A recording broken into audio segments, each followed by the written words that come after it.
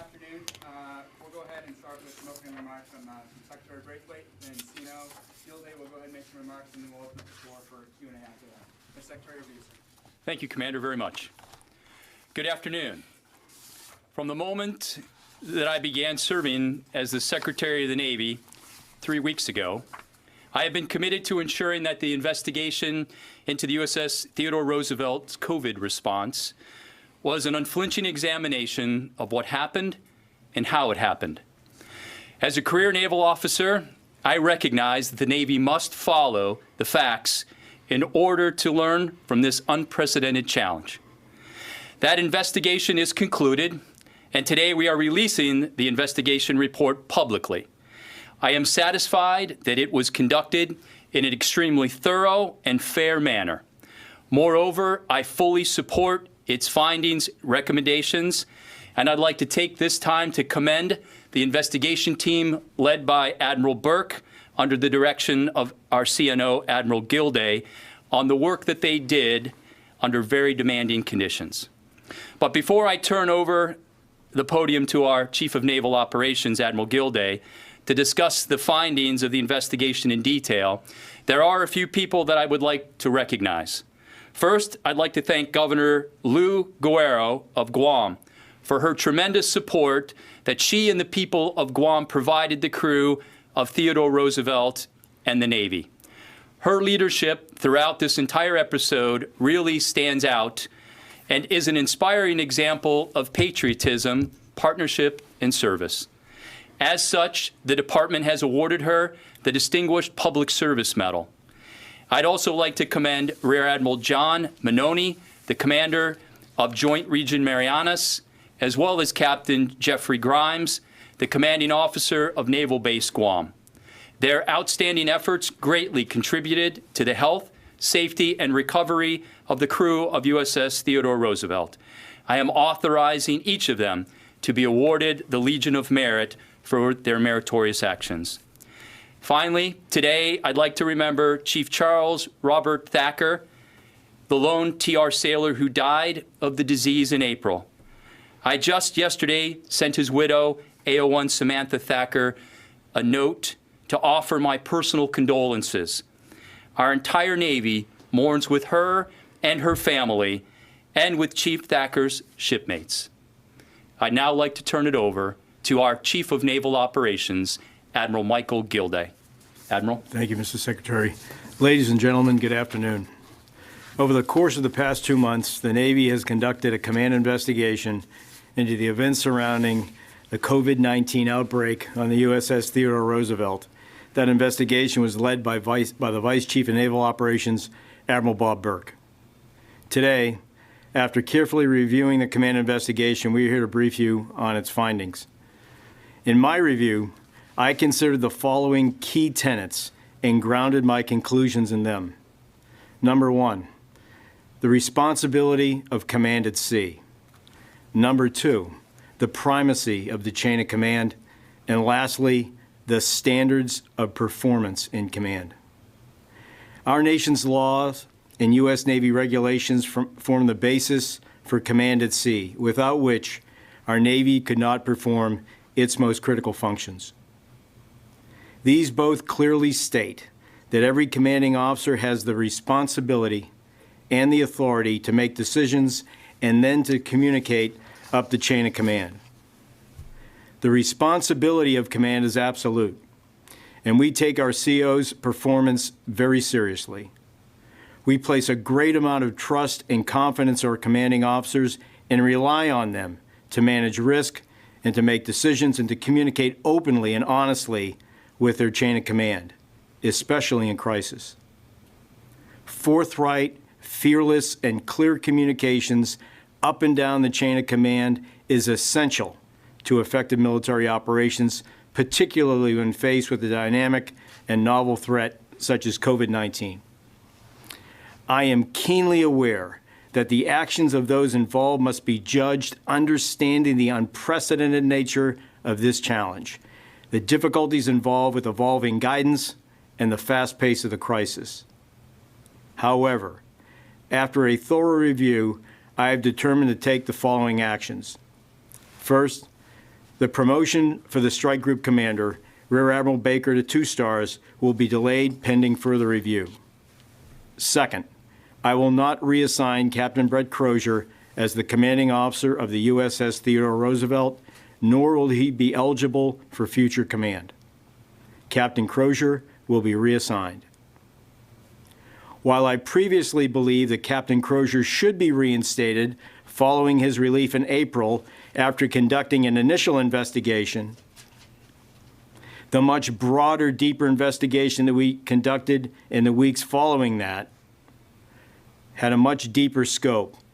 And it is my belief that both Admiral Baker and Captain Crozier fell well short of what we expect of those in command. Had I known then what I know today, I would have not made that recommendation to reinstate Captain Crozier. Moreover, if Captain Crozier were still in command today, I would be relieving him. Captain Crozier's primary responsibility was the safety and the well-being of the crew so that the ship could remain as operationally ready as possible. In reviewing both Admiral Baker and Captain Crozier's actions, they did not do enough soon enough to fulfill their primary obligation, and they did not effectively carry out our guidelines to prevent spread of the virus. They were slow egressing sailors off the ship, and they failed to move sailors to available, safer environments quickly. Additionally, Captain Crozier exercised questionable judgment when he released sailors from quarantine on the ship, which put his crew at higher risk and may have increased the spread of the virus aboard the Theodore Roosevelt. When obstacles arose, both failed to tackle the problem head-on and to take charge. And in a number of instances, they placed crew comfort in front of crew safety. Ultimately, they were driven by the problem instead of driving decisions. As Captain Crozier stated in his email, he should have been more decisive when the ship pulled into Guam. He also said that he was ultimately responsible for his ship and his crew, and I agree. In the end, the email and the letters sent by Captain Crozier were unnecessary. Actions were already underway to acquire CDC-compliant off-base hotel rooms for the crew before he sent that email. While it is rare for the CO of any ship to directly communicate 3 levels above them in the chain of command, if they do, they must ensure that all other means of communication within the chain of command have been thoroughly exhausted, and they have a full understanding of all the facts, and that they include all members of their chain of command in that communication. Before I take your questions, I'd like to speak directly to a few groups. As the Secretary mentioned, much help went into supporting TR, and I can't thank everyone enough for their efforts. The governor of Guam certainly helped obtain safe lodging for the crew. Naval Base Guam helped accommodate more than 2,000 sailors ashore in less than a week. Expeditionary medical teams from Okinawa helped care for and treat the crew. And the Republic of Korea dedicated support to help us test samples from the crew at scale. To our commanding officers, let me be very clear. We expect you to fire a red flare to your chain of command when necessary. We also expect you to be men and women of decisive action. You must adapt in the face of adversity. You must exercise ingenuity in crisis and communicate effectively up and down the chain of command. After all, it's your ship and it's your crew. To the crew of the USS Theodore Roosevelt, you are underway today in the Philippine Sea executing the mission to which you are assigned, and we support you. While you rightly supported Captain Crozier as your commanding officer, it is because of what he didn't do that I have chosen not to reinstate him as your CO. And to the Secretary's point, I also offer my deepest sympathies to Chief Thacker's family, friends, and shipmates. We mourn his loss and stand alongside you as you continue to grieve. And with that, we are ready to take your questions. All right, Bob, we'll start with you. Thank you. Question for Admiral Gilday. In your description of what you found the flaws you found in Captain Crozier's actions and inactions, as you put it. I wonder why it is that you were unable to see those problems when you reviewed it the first time, and were you actually wrong in what you saw, or what happened?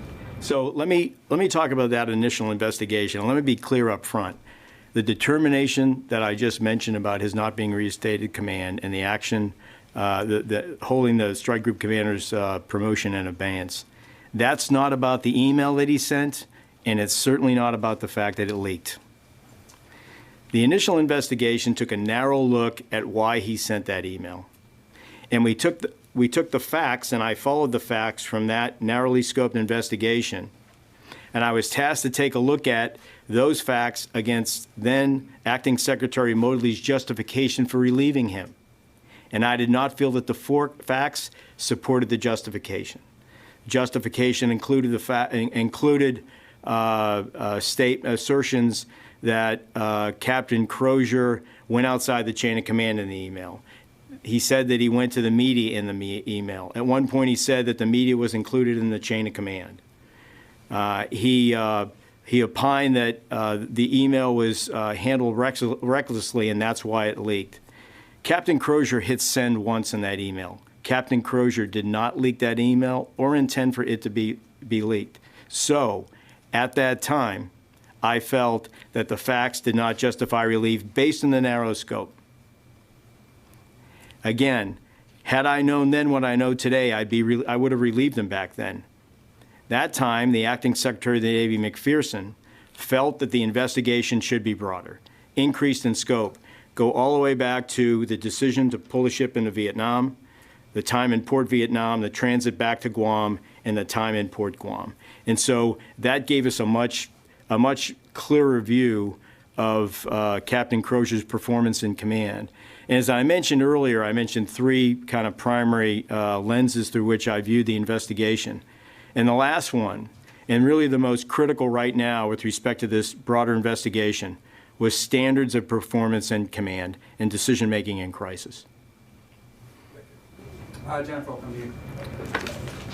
So, are we to understand that basically that COVID would not have spread on board the TR as quickly as it did if Captain Crozier had taken certain measures? Are you blaming him for the spread of COVID because he was slow to react? And do you believe that this letter was some sort of covering himself from those actions? So let me take the second question first. So in terms of the email and the letter that he sent, when he hit send on that email, 6 hours before, the governor of Guam had already agreed to allow us to use hotel rooms. The only requirement that she had at that point, and this issue had been worked, this was on a Monday.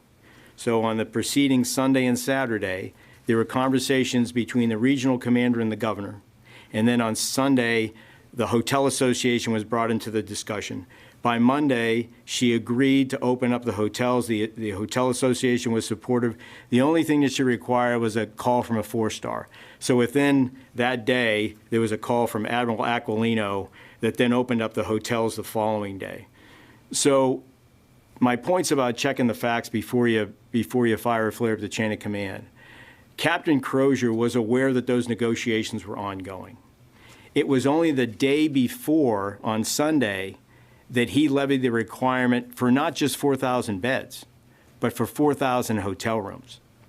And so when the commander of U.S. Pacific Fleet received that email, he reached out and immediately talked to Admiral Baker and Captain Crozier. And his question was, what else do you need me to do that we're not doing now? And the response was to move faster on the hotels. Aquilino said, look, we are making up to 2,000 beds available off the ship so that you can release people off the ship, get them in a safer place. We can begin to get them healthy. We can begin to clean the ship more thoroughly, and then we can restore to normal operations as quickly as possible. And so the reason why Crozier sent the email was because he felt when he sent it that we weren't moving fast enough on the hotels. But based on what I just said, those wheels were well in motion. The outside support from other echelons of the chain of command, besides working the hotel issue, included commanders reaching out to the Republic of Korea so that we could then process testing samples at scale, up to 1,000 a day.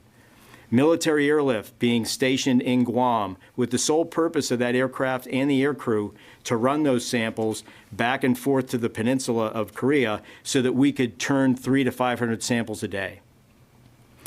Bringing a medical team of 50-plus people from Okinawa to support, to augment the small medical team on TR, examples of other activity that were going on. I really felt that there were a few key issues here with respect to what I believe to be an almost paralysis of that command team from the time they pulled in port until the time that we were able to get the hotels. During the transit itself, I didn't feel like they followed all the guidelines as thoroughly as they should. There were some things that they absolutely did right. We found that our determination is that the cod flakes, for example, that came out of the Philippines, the 5 flights, that they weren't the vector of infection on the ship. We ruled that out based on testing that we did and symptoms tracing that we were doing on those air crews after they arrived on TR. I thought that they could have done a much better job of physical distancing. I think you saw indications of that when Crozier left the ship and the crew packed together. That was not a primary measure that we viewed as critically important. And again, he did a bunch of things right. I think he could have did better then. I'm not grounding the relief based on the fact that I think social distancing could have been better. I do think that Naval Base Guam moved mountains to make beds available. And so those beds, in terms of the specifications, they were placed 6 feet apart, 72 square feet were allotted for each sailor. And so although it wasn't individual rooms, it was the best that we had. Now, there were also hotel rooms on the base that were made available. There was vacant housing that was made available. There were barracks that were made available. There were ships that had excess berthing that we were going to make available as well. And so the naval base was working at speed to make beds available every day. On the day that Crozier had sent in the email, that 24 hours in that period, there were 700 beds unfilled. There were 500 the day before. There were 300 the day before that. So if I go back to the primary responsibility of the CO was the safety and well-being of the crew, so that we could move them to a better place and get the ship back to its full operational capability as soon as possible. I was not impressed by the slow egress off the ship, the lack of a plan to do so, the 7th Fleet Commander's demand for a plan that he didn't receive until the day Crozier got relieved. That was 6-7 days into the port visit. So I found both from a standpoint of planning and execution that they fell well short. They also made the decision on Sunday to lift quarantine in the aft portion of the ship. So there are 1,000 people in the aft portion of the ship. They lifted quarantine, and so they commingle those members in the ship. Again, it would have made sense to me that if you're going to do that, if you need to relieve some of that pressure, that they would have filled those some of those 700 beds ashore. That decision, in my view, was one of comfort over safety. And again, safety was thing one. And I think there were other decisions that were made, some of them self-limiting in terms of getting people ashore, that had everything to do with comfort over safety. Barbara will come to you next. Admiral Gilday, you're laying out a number of things that you saw at the time that concerned you. Paralysis of command, just things lining up one after another that you observed as this process is going on. So what I don't understand is, why did the Navy then simply inquire into the email? Why did, if you knew it, Admiral Burke knew it. So my question is, how is it not a conclusion that the Navy was basically investigating the wrong, not the full problem? And Mr. Secretary, after Admiral Gilday, if I could just ask you as well, and I realize you came after this, sir, but it seems the Navy knew all along that there were a series of problems. Did nobody tell you, but you seem to have some awareness of it?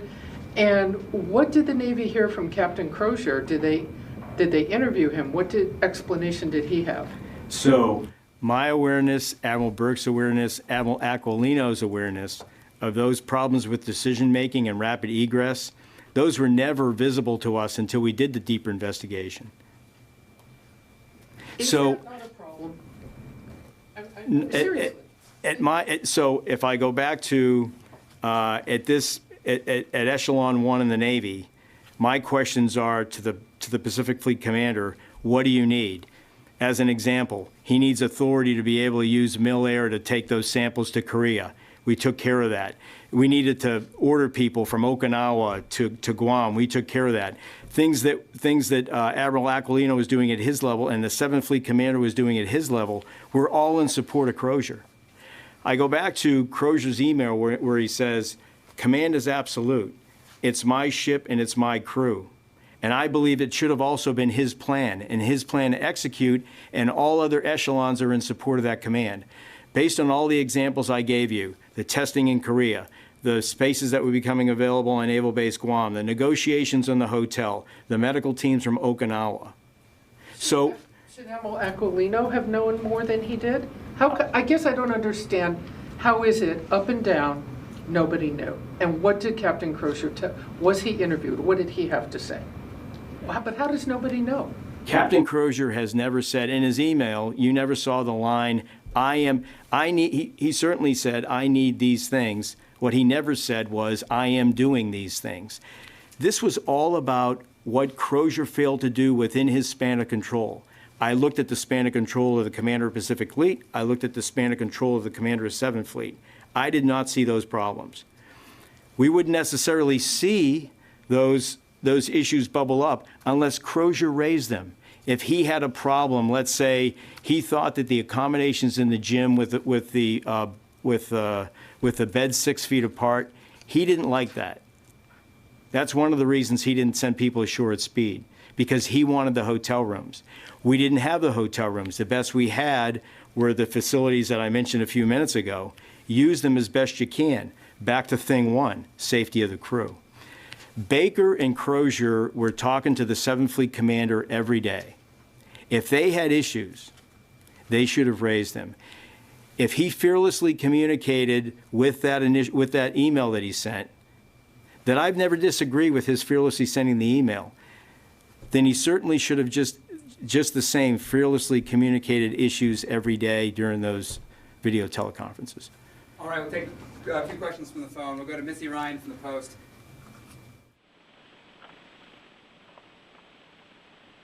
Hey, sorry, it's Paul Tony from the Post. I'm stepping in for Missy.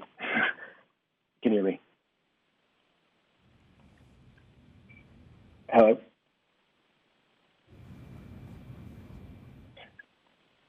Admiral, I just wanted to ask whether, I think the impression will probably be from a lot of people on the TR that essentially this is blaming the captain and the admiral for the failings of wider Navy leadership that should have been more attuned and prepared for what was going on. And I was wondering if you could speak to that. Sure will. So when the 7th, after Captain Crozier's relief, the 7th Fleet Commander flew from his command ship, the Blue Ridge, onto Guam, and he spent an hour and a half answering questions for the crew until they ran out of questions to ask. He was clear to them that the reason that he was putting pressure on Crozier to put people in those gyms and in those rooms ashore was because he was putting safety over comfort. That's the first time anybody had explained that to that crew. And he told me when I spoke to the 7th Fleet Commander that was an eye-opener for him, and it was an eye-opener for the crew. One of the last calls I made this afternoon was to the current Strike Group Commander and the current CO of the Theodore Roosevelt to prepare them for when they wake up tomorrow morning and this news hits the streets, or they first learn about it. They both feel that the crew is going to accept the rationale that we lay out, that they have a better understanding now than they did back then of why things happen the way they happen. All right, Nancy Youssef from the Journal. Thank you. Admiral, do you know now who patient 0 was on the Theodore Roosevelt? is there any indication that it came onto the ship more than one way? And who did you communicate with outside of the military? That is, were any of these decisions or recommendations communicated with the White House beforehand? Thank you. Yeah, so let me take your first question, and if it's okay, sir, I'll turn the second question over to you. So your first question again, I'm sorry, Ms. Youssef, was it was about the vector for infection on the ship, and so no, we've not been able to specifically understand who patient 0 was on TR, and I think part of that is because of the asymptomatic nature of COVID. And so it incubates at different paces for different people. And so we don't have a good enough understanding. Based on the investigation, we think that likely it happened during the port visit to Vietnam. And when you read the report, we took an extensive look at the decision-making before the ship pulled into Vietnam, the actions that the ship took in terms of precautions as they were in Vietnam, and then what they did transiting out of Vietnam. And I'm certainly happy to cover some of that for you. But ma'am, we don't have a clear understanding of patient 0. So the second part of the question, I'd first like to go back to what Barbara had stated.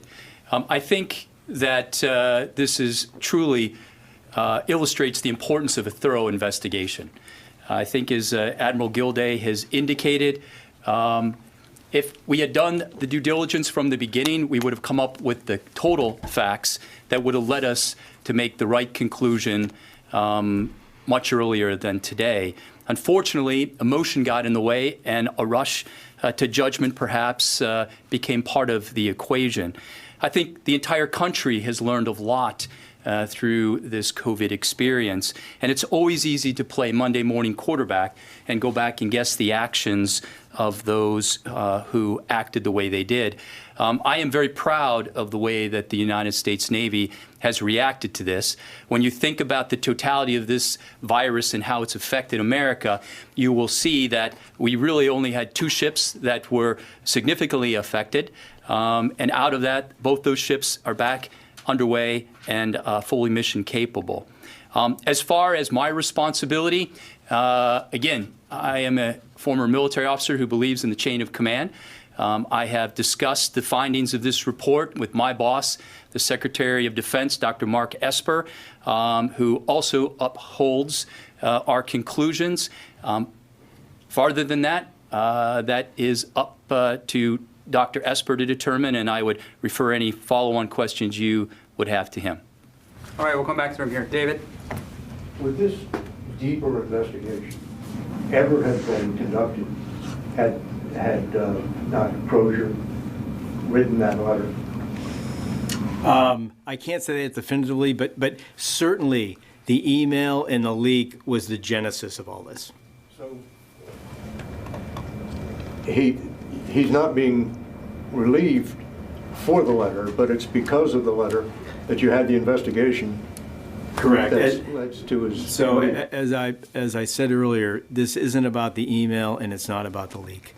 And I go back to my comments about fearless communications up the chain of command. We need commanders to communicate up the chain of command. But yes, that's what led to Crozier's firing. And if you remember, back at that time, I had recommended an investigation before we made a determination on whether to fire. And so the investigation happened after his relief. So does it bother you that if he hadn't written that letter and you had just gone through the normal course of business, you never would have surfaced these problems? It's good to get after these issues. We learned a lot from TR. The issue here really, David, is about standards of performance, and particularly in crisis. And so when you read the report, I think you'll probably come to the same conclusion that I did. As bad as I feel for Captain Crozier and Admiral Baker and their families, I've got a responsibility to put the best people possible in a ship that is now operating in the Philippine Sea with 2 other strike groups. You've seen the Chinese reactions to our ships out there. I can't have anybody, I need people gripping problems. I need them driving solutions. I need them communicating fearlessly. This put enough doubt in my mind, as I said before. Had I known then what I know now, I would have relieved them. All right, Courtney. A couple of things. Admiral Gilday, I'm still having a hard time understanding how your assessment of the paralysis of the command team and then the urgency of the email that he sent. How do you square those? And then can you also just explain a little bit more about Rear Admiral Baker? You said that it would be, his promotion to two-star would be delayed pending further review. Is that a grade determination board, or who does that review? Yeah. Could I take that one? I'll take that one first, if you would. And so I made the decision through a normal course of events to have a normal turnover of the strike group commander before they get underway. The reason I did that is because I knew that pending the results of the investigation, I could still hold Baker accountable. I didn't want to do a turnover in the South China Sea when they were operating with two other strike groups. I wanted that operational continuity.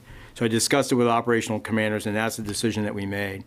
And so with respect to his promotion being held in advance, so as part of the recommendations and report, there are administrative actions that'll be taken against Admiral Baker. So that would be in the form of a letter, and that determination will be made by Admiral Aquilino, the Pacific Fleet Commander. That'll then lead through an administrative process that'll finally come to the Secretary of the Navy to make a decision on whether or not he should be promoted. He's already sent it confirmed. And I'm sorry, your preceding questions? If you can explain the difference between the analysis that there was this paralysis of the command and then this urgency in the email that Captain Crozier sent. I just don't understand. I think that was the thing that got so much attention about it, is it seemed like such this desperate plea for help. Correct. So how do you explain that it seems as if you're saying that he wasn't actually helping his sailors? So So my point is that I feel he was placing them at greater risk. Again, I go back to comfort in front of safety. As I look at the facts, that's what stood out to me. And again, I talked about his primary responsibility was safety and well-being of the crew so that we could get back to maximum operational readiness. We knew that we could always get that ship underway with 6 sailors if we had to, if the operational environment and crisis drove us to that. But what we wanted to do was move people aboard off the ship as quickly as we could. That's why we had people at the Naval Station working 24/7 to open up. The initial requirement was 1,000 beds, and so they exceeded expectations with more than 2,400 beds within a week. I haven't been able to come to a great understanding of why the email either. And so there were really 3 courses of action that were either in planning or in execution. So the course of action that was in execution, again, safety being the primary issue here, was to get people off the ship to Naval Base Guam into available accommodations, right?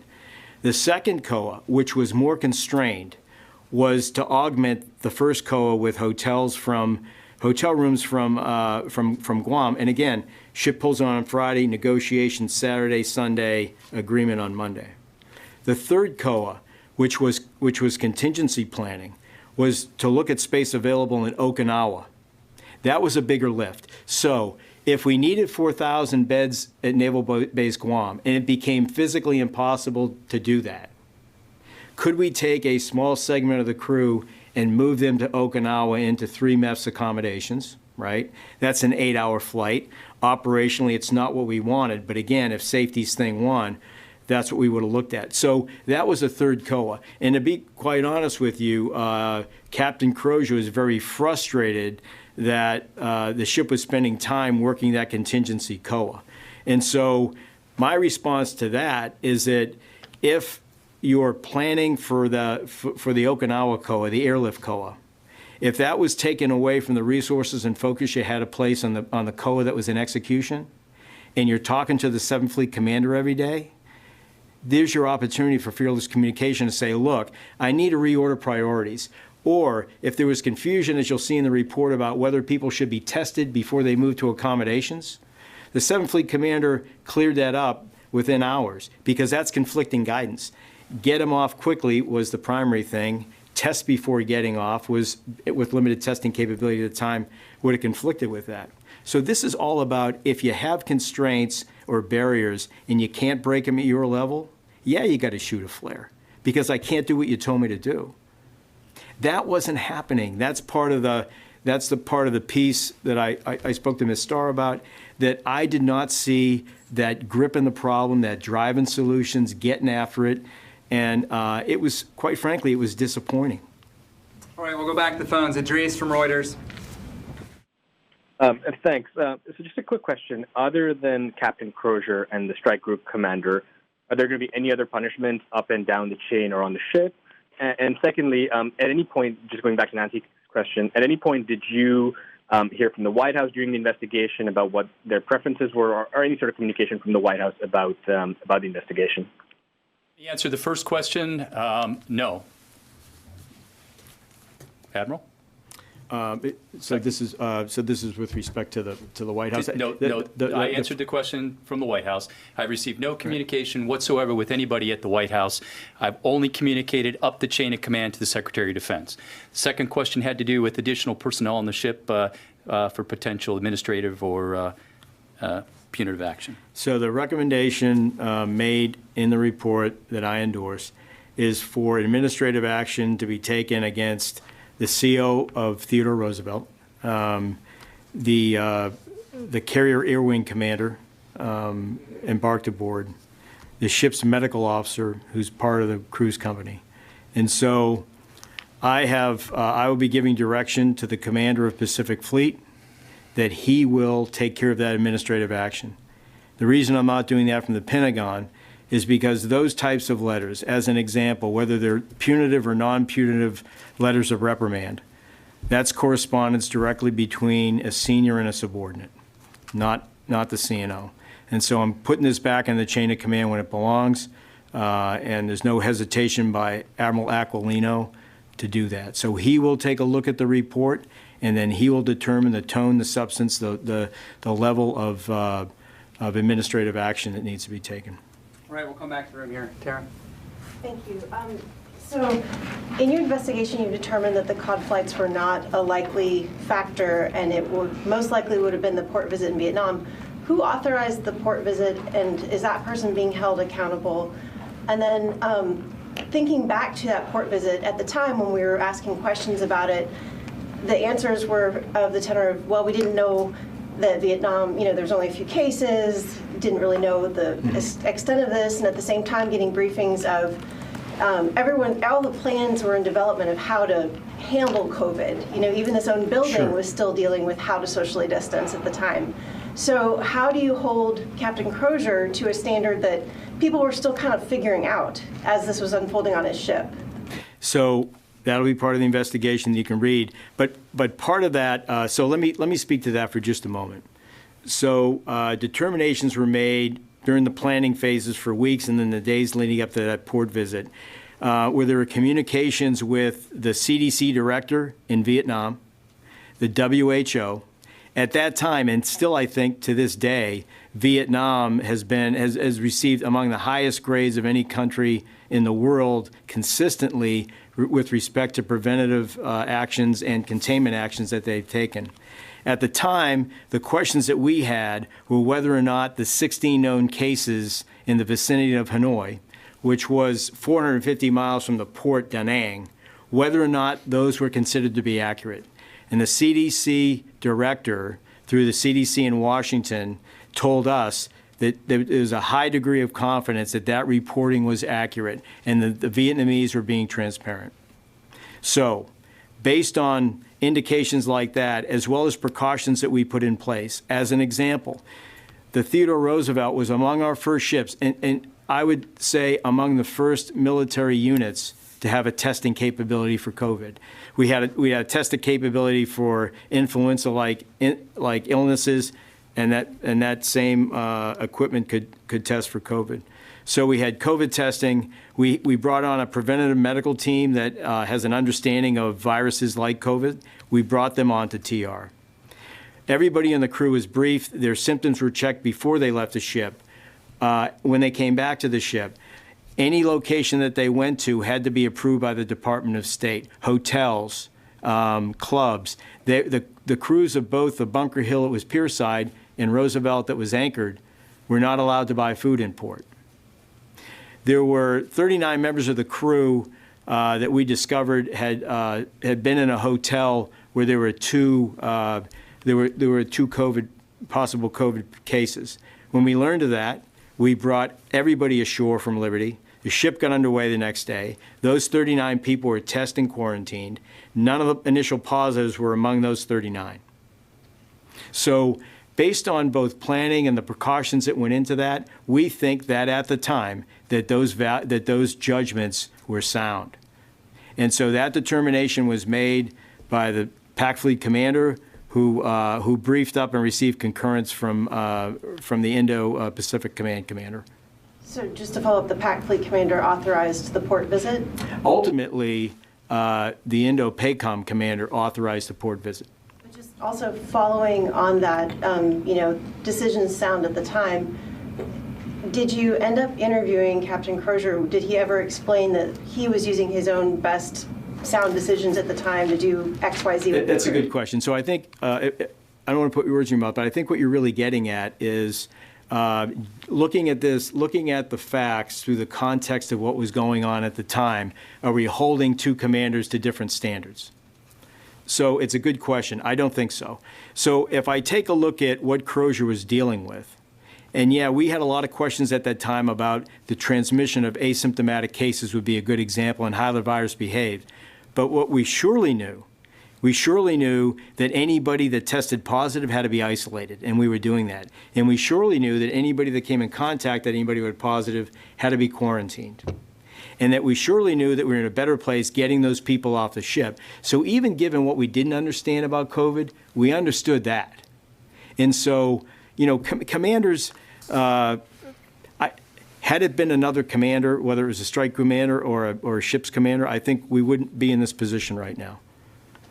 All right, Megan, we'll come to you next. This question is for the Secretary. So one of the biggest pieces of fallout from all of this was, of course, former Acting Secretary Modly's behavior and sort of the tension that created with sailors throughout the Navy, but particularly on the TR. So now that you're in this position and it's time to smooth that over, what kind of plan do you have to get out to the fleet and kind of heal that relationship between sailors and their civilian secretary? Thank you for that question. I've been in the job now. This is the conclusion of my third week. I've already had the opportunity to visit with our sailors and Marines twice. This week I didn't get out because we're in the midst of some deep budget discussions, but I don't think there is any more important role as a secretary than assuring the men and women of the Navy that there is a steady and firm leadership of their department. I've really enjoyed these visits. I flew aboard the Harry S. Truman on my 4th day in the job, and last week I went down aboard the Ford as well as over to NAS Oceana to visit our sailors. And I can tell you that the morale of the men and women is very good. And I think we can put some of these incidents behind us, especially now that we've concluded this. We can move on and focus on what we need to focus on, and that's readiness and being able to appropriately defend the United States. Do you have any priorities that you've been sharing with them? Yep, so I talked a lot about culture. I've talked a lot about our duty to those that we serve with, left and right. As well as those who have gone before us, as well as that being reflective on who we are to attract the sailors and Marines of the future. I've also reassured them of my intent to look out for their best interests, whether that's to ensure they get the right resources to do their jobs appropriately, as well as to support them with the right type of benefits and other things that we provide them. And then finally, again, just reassuring them that we understand how demanding and challenging a role that they have, whether they're at sea or ashore. It can be a very demanding thing to serve in the uniform of our nation. All right, Sam Lagarde, we'll come to you next. Yeah, hi. Just to follow up on the idea of scope of command. So you talked about Captain Crozier's scope of command. Can you talk a little bit more about what the scope of command and the responsibilities were for Admiral Baker? And then beyond that, it seems like you're drawing a pretty thick line around the strike group in and of itself. What about the CTF-70 commander, what findings did you have that the 7th Fleet Commander may have had a responsibility or things that they could have done differently, or did that stop inside the strike group? Thank you. So I go back to, Sam, thanks for the question. I go back to his ship, his crew, his plan to drive and execute. All the other echelons, their job to support. And I gave examples of the things that were going on across the theater to support TR. And so within the span of control of those other commanders, I saw positive action. I saw great initiative. I saw great follow-up.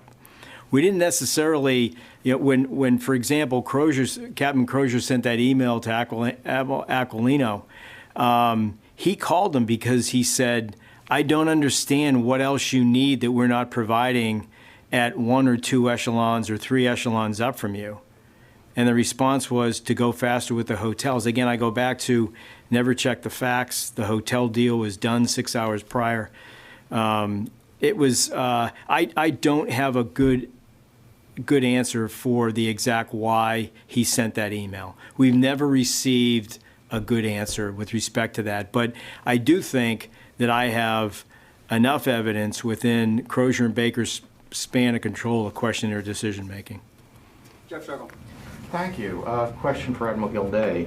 If Admiral Davidson ultimately made the decision to allow, or better yet, to tell the Theodore Roosevelt to have the port call in Vietnam, why is he not being disciplined? Because we found no fault with the rationale to make the decision to go in a port. I thought earlier you had mentioned something about going to Vietnam during this COVID pandemic, so I'm a little unclear on that, but at the same time, you're holding the captain to a higher standard than the person who sent his ship into Vietnam. Why? I disagree. So the decision on the port visit was made a week before the WHO declared COVID a pandemic. At the time they made the port visit, the Department of State travel advisory level was level 1. No additional precautions required.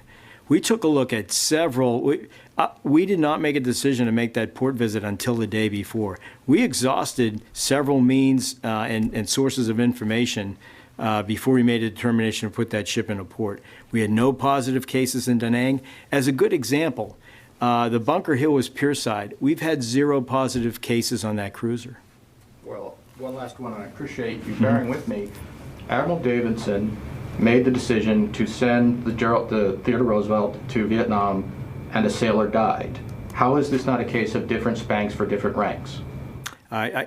So we took a look at that decision to go into port. We found that decision is sound. We lay all this out, all the evidence that I've just provided off the top of my head. There's additional information that led us to conclude that was a sound decision, that risk was adequately considered and mitigated by a lot of the precautions that we put in place: testing equipment, medical experts, testing symptoms of the crew on and off the ship, immediately securing liberty when we did find out that they could have been in contact with somebody in a hotel, getting underway within 24 hours. So there's a number of things that Admiral Davidson was winning of that were justified. I think that will bear the test of scrutiny. All right, we'll take 2 final questions from the phones. Tony Capaccio, you're first. Hi, Admiral. Can you hear me? Yep. Hey, Admiral, I wanted to check one thing. Is it fair to say that had not Secretary Esper pushed back on your original investigation, you would not have done the deeper dive?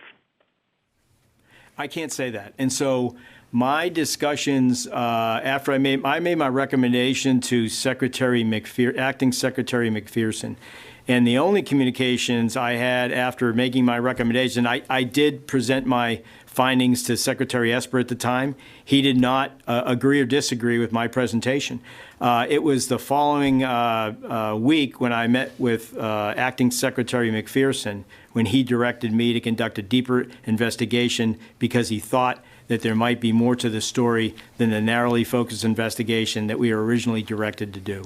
At the time, Secretary McPherson thought that my recommendations were sound based on the facts and the case that I presented. the determination that I made off the facts that I reviewed. In both of these investigations, I've come to my conclusions based on the facts. Was the original investigation rushed, though? In retrospect, should you just have waited? Of course, given a Secretary Braithwaite captured it very well. Given a choice, yes, we should have did a broader investigation. You know, at the time we were looking at a very narrowly focused investigation. The Navy was served better by a broader investigation. I did not, and nobody in the Navy pushed back in that direction to look more deeply at this issue. All right, last question. We'll go to Paul McCleary from Breaking the Fence.